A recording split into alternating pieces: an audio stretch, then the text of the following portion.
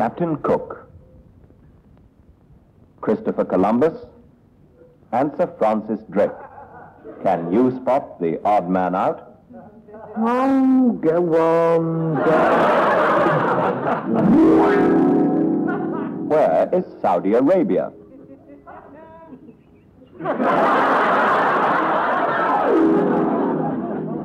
Does the ancient art of water divining really work?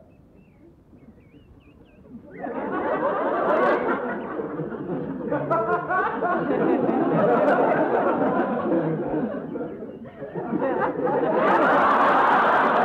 here's your chance to learn as you broaden your mind.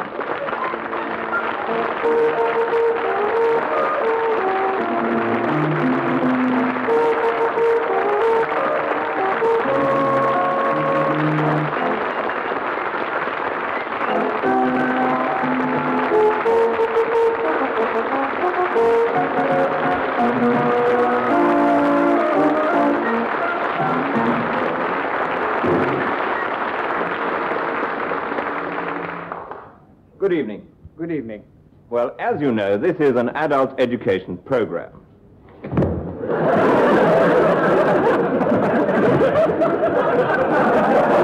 Well, during the past week, we've asked a cross-section of viewers for their opinion on what sort of effect the program has had so far. Broaden your mind. Oh, yes. Ever since watching your program, my whole outlook has been absolutely wonderfully enlarged. My whole horizon has been broadened. Marvelous. Absolutely marvelous. Thank you.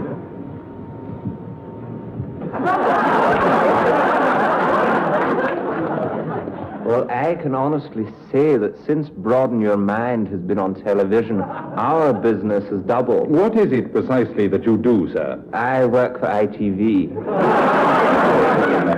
We are not...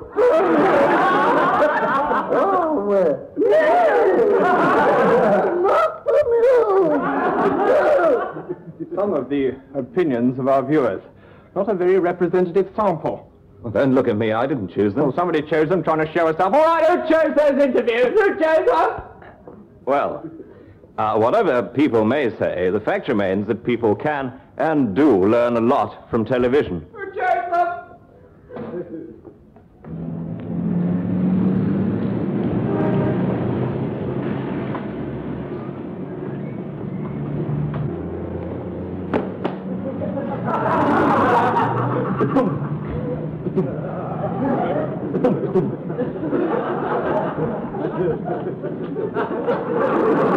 Morning.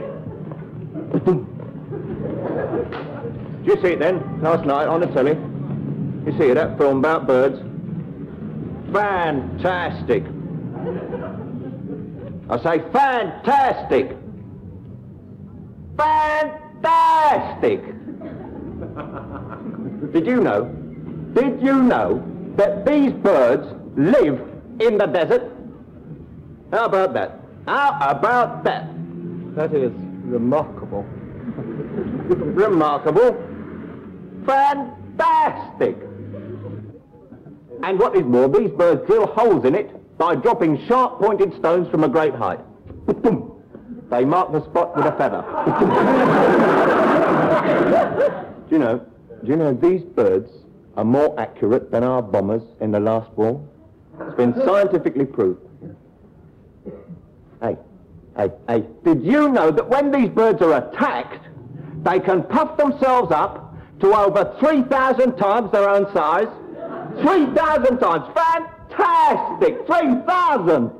3,000, that's fantastic. 3,000 times. Fantastic. That is fantastic. Fantastic. 3,000 times. I tell a lie, 3 times. 3 times their own size. That's not fantastic. It's not fantastic at all. No, that's not fantastic. But do you want to know what is fantastic? No, I don't, thank you.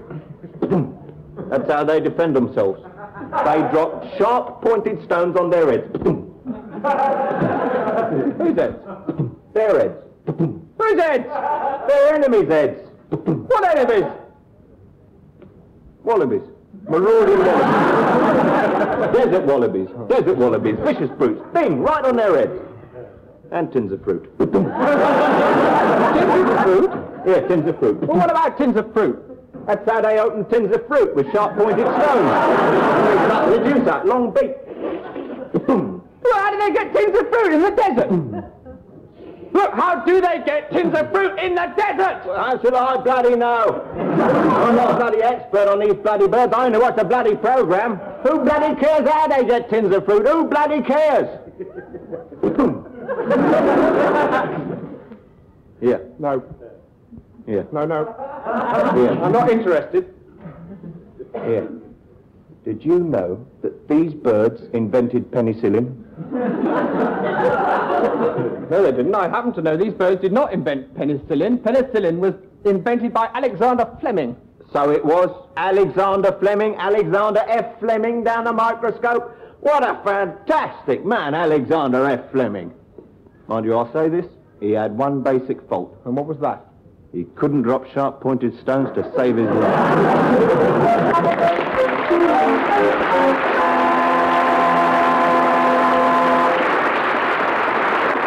Welcome back again. Well, since the beginning of the program, we've managed to find a rather more representative piece of film showing the public's reactions to Broaden Your Mind. So could we now please have the rather more representative piece of film of the public's reactions? Thank you. Oh, Broaden Your Mind. Oh, yes. That is a wonderful program. So stimulating and educational.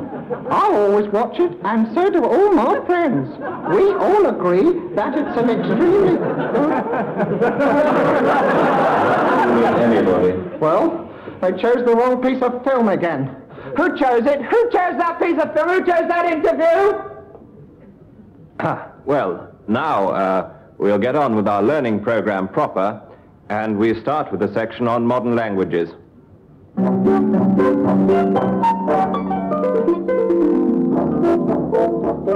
You know, there are many hundreds of languages in the world, and most of these are spoken by foreigners. Of course, in school we are all taught French, which is so useful if we should want to speak to a Frenchman, and Latin, which is so useful if we should want to speak to a Frenchman in Latin. So you may well ask, why do we need to learn other languages? Yes? Mr. Ling to see you, sir. Oh, thank you. Show him in, please.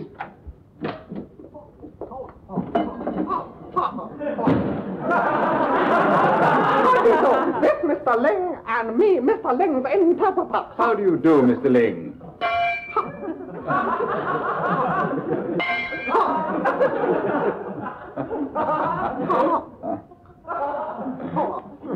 So, Mr. Ling, he say, so. Oh, so.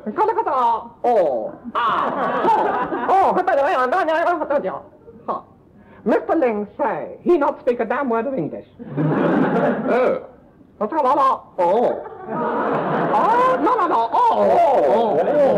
Will you please tell Mr. Ling that he's very welcome to our country and that I'm delighted we've agreed terms on the contract? Mr. Ling, he say, thank you for warm welcome, buddy. He also say, interpreters shamefully underpaid in China. Yes. Would you please ask Mr. Ling if he has the first drawings with him? Mr. Ling say, how much interpreters paid in England, baby? Did he really say that? Sure thing, honey child. Tell him about £40 a week, probably 60 for a Chinese interpreter. Now look, will you... Mr. Ling, he say that's very, very fair price for skilled art of interpreter ducking. Yes. Will you please ask Mr. Ling if he has the contract for me to sign? Good thinking sugar draws. Contract. Sign here, please. Thank you. Contract. Just a minute. What's this? Clause 14. And I also undertake to pay interpreter Jin Slang a salary of £60 a week. There must be some mistake. No mistake, sugar. How you think I got landed with lousy interpreter in first place?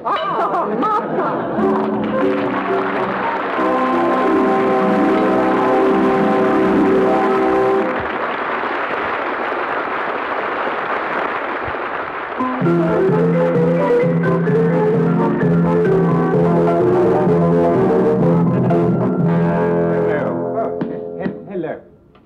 Tonight is music night. Oh, goody. And in particular, we're looking at modern jazz music. We, that is to say, Professor Frederick Pottermore here and myself. Sir Edward Hotlips Winwood.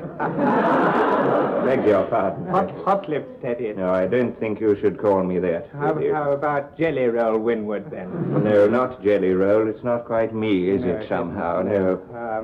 Snake Hips, possibly, but not... But I digress. Ah, yes. We are, in fact, going to sing for you a piece of modern jazz music. Are we really, Snakehip? Yeah, we certainly are. Oh, goody. We are going to sing a little song which we've written ourselves. Oh, yes, it's a blues song. Blues. Plural, Freddie. Blues. There must be two or more of them, I suppose. Well, we're going to sing two or more blues songs for you. We've only written one, you know, Teddy.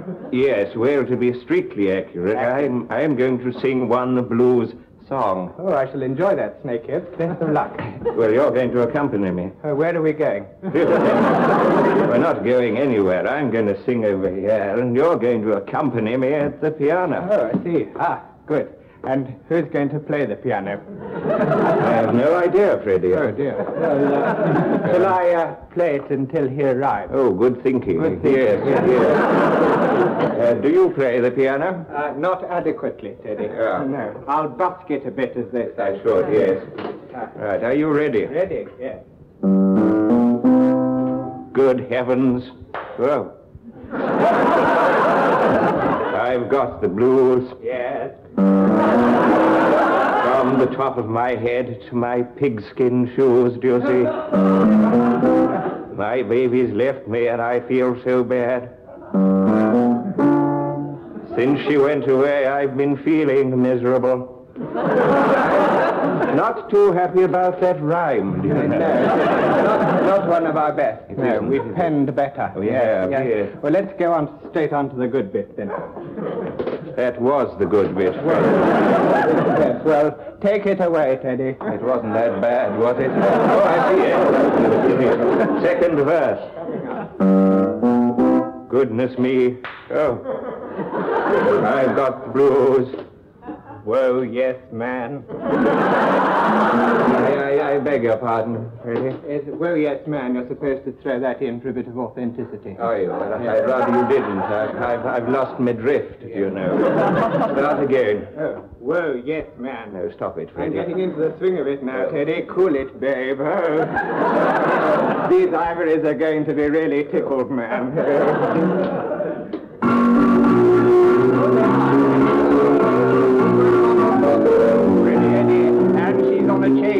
Freddie, what has come over you, Freddie? Man, one way Stop it, Freddie, stop it.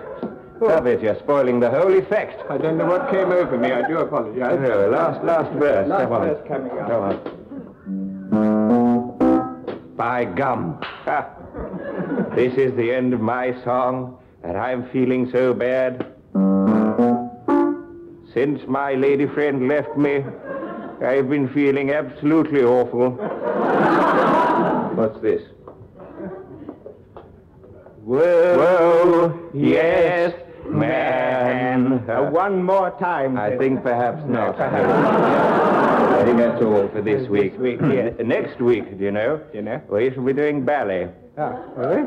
We shall be dancing in Swan Lake. Well, I'd better bring my wellies then.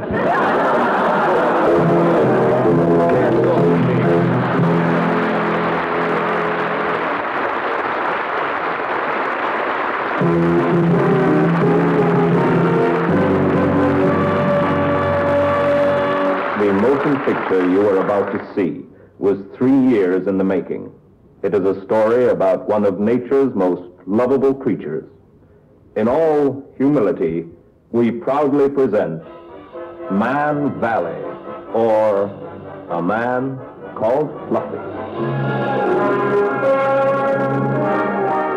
Springtime.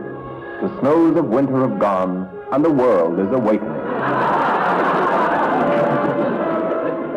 Here in Man Valley, the little creatures emerge from their winter darkness to sniff the air of the new, exciting world.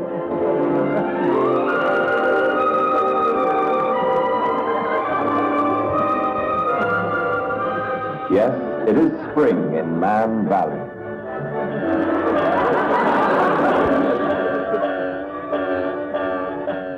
It is a time for play, but it is also a time for work, a time for the young to learn and the old to teach.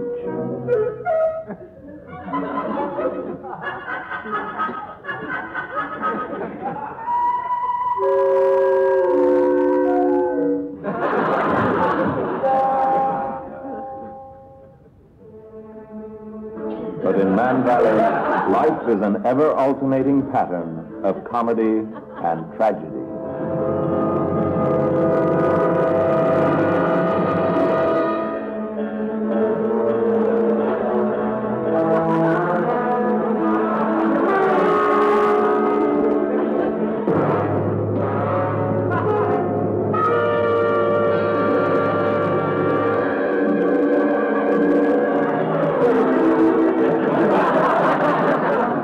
Sorrows are soon forgotten, and life goes on as usual. This looks a happy family. Let's say hello. Hello.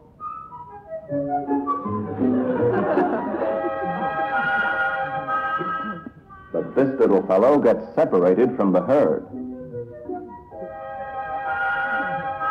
He seems shy, but we want to see him again. So we set up our hide and we wait. And sure enough, here he comes.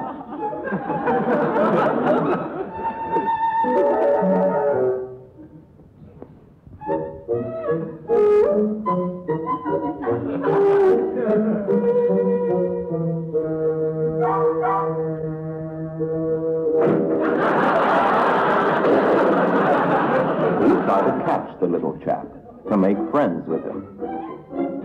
We tempt him with decoys.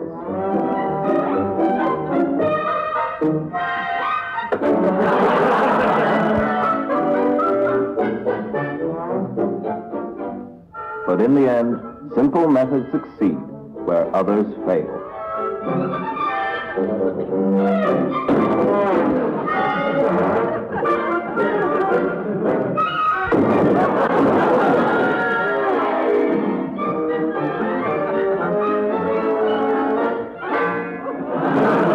He soon gets used to us. We call him Fluffy. Hi there, Fluffy. But sadly, we must let him go, for we know that soon he will begin to feel the strange, restless call of spring.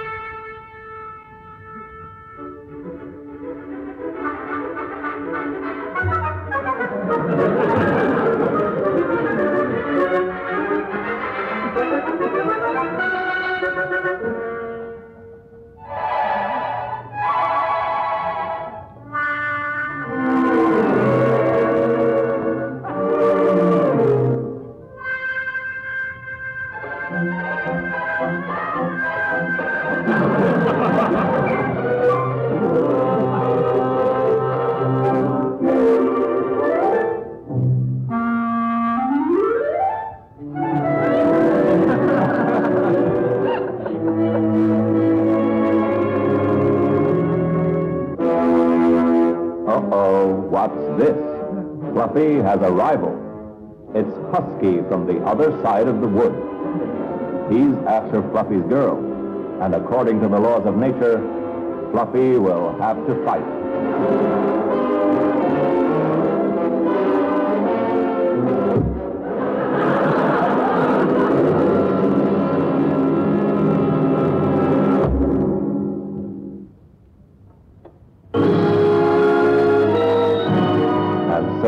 Tragedy strikes again in Man Valley. So long, Fluffy. It was good to know you. Now we must say farewell as the creatures of Man Valley head homewards to roost.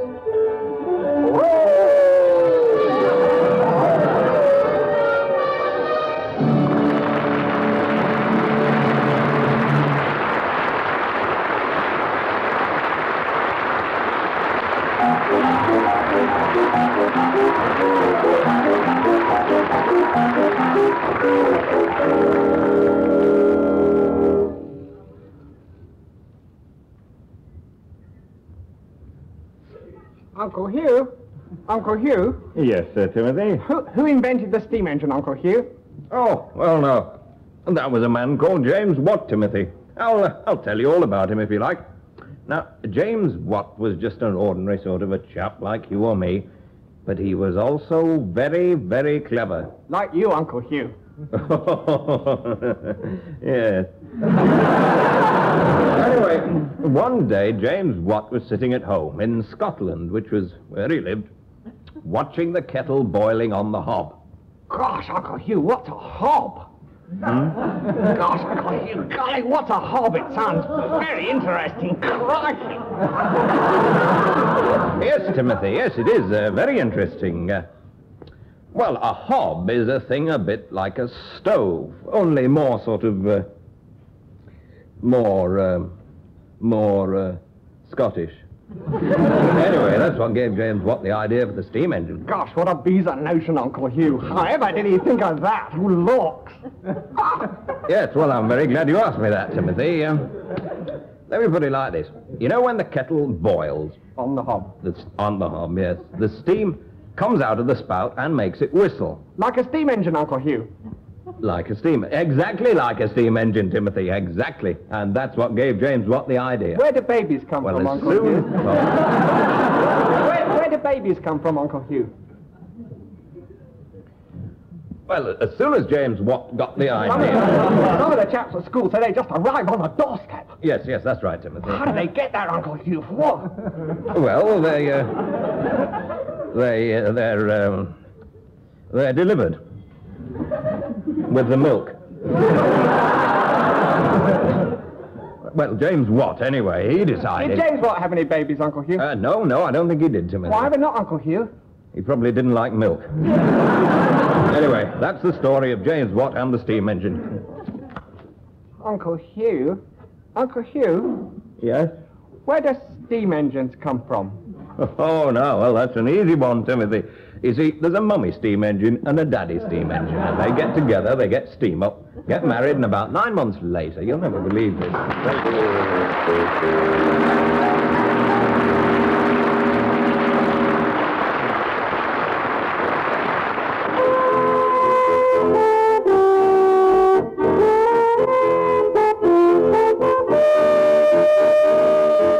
This week, in our science spot, we look at the mysteries of television. How does it work? What makes it tick?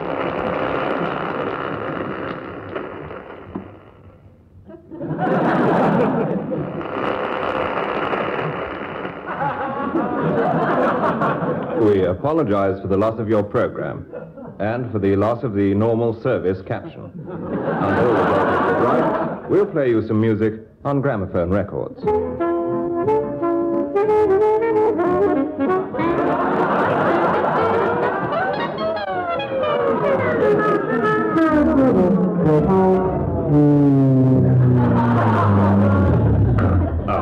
Well, we seem to be having a little trouble with the music, so for the time being, we'll continue with the gramophone in vision only.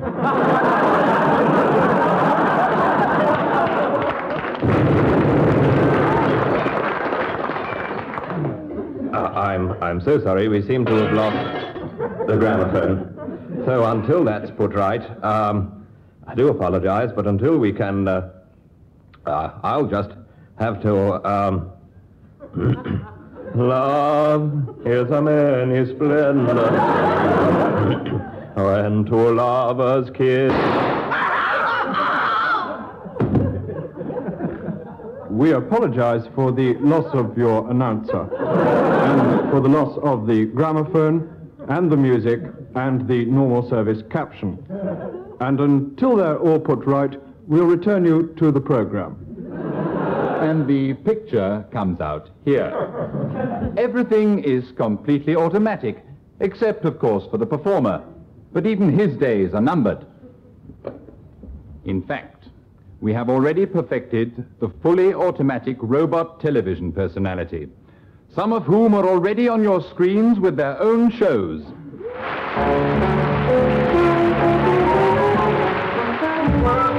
On the Martin Partridge Show tonight, Martin's guests are Jason Rock, Marcia Liebstrom, and Teddy Gross.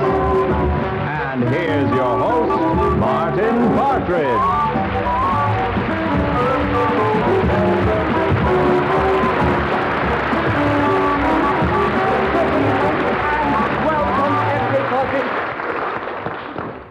As I was on my way to the studio this evening, I met a middle-aged spinster standing in the cold. When I asked her why she was standing in the cold with her face to the wind, the middle-aged spinster replied, I am standing in the cold with my face to the wind because with luck it might bring a little chap to my lips. Ha ha, there you go. Well, you're working well tonight. And now for my first guest, ladies and gentlemen, the actor who plays the television's popular character, the Invisible Doctor, Jason Rock. Jason, and welcome to my program. Please take a seat. Well, isn't that marvelous? Now, Jason, I hear you have an amusing story to tell me about the time you played golf with Bob Hope.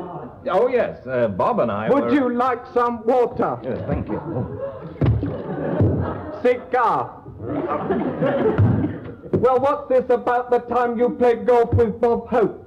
Well, Bob and I No, please go on. I'm sure everyone wants to hear you. Bob and I were at St. Ha ha, I don't know whether I ought to laugh at that one or not. I haven't said anything yet. Oh dear, I think we'll get a few letters from viewers about that. I'm afraid we have to take a break here. We'll be back in a trice. And now my next guest, ladies and gentlemen, from Manchester, Marcia Liebstrom.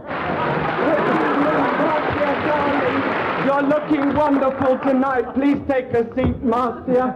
Isn't she lovely, ladies and gentlemen? Marcia Liebstrom, who has had it so often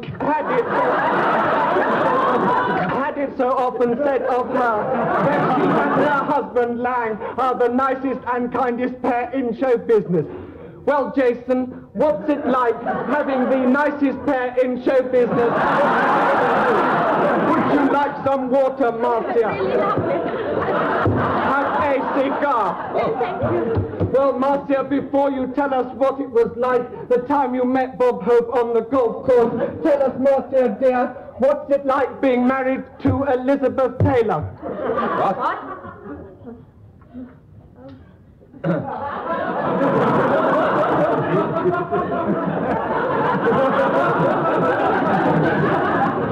Well, that's very interesting. I'm afraid we have to take a break here. We'll be back in a trice. Now, my next and last guest, ladies and gentlemen, Teddy Gross. Teddy, please take a seat. Would you like some water?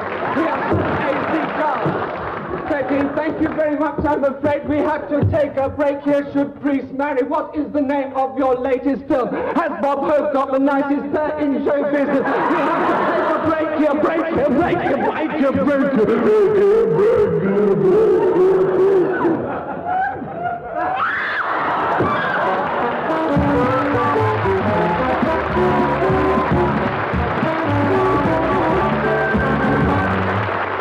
Hello again. Well, this is the part of the program where it's your turn to sharpen your wits. Yes, for this week's quiz, we're going to ask you to identify several objects. And here is the first object. Now, is this an Etruscan mouse warmer, a set of ornamental Victorian bustle snuffers, or a pair of Californian alimony tweezers? Second object. Is this a B-57 bomber, the Cutty Sark, or an unexploded model of the Royal Albert Hall? Careful, that's a trick question. And finally, is this a transistorized atomic pile, a steam-driven television set? Or is it a cigarette lighter? Well, that's all the objects. How many of them did you recognize? If you did recognize any of them, would you claim them immediately from the lost property of Miss British Wales? Good night. Good night, and thank you.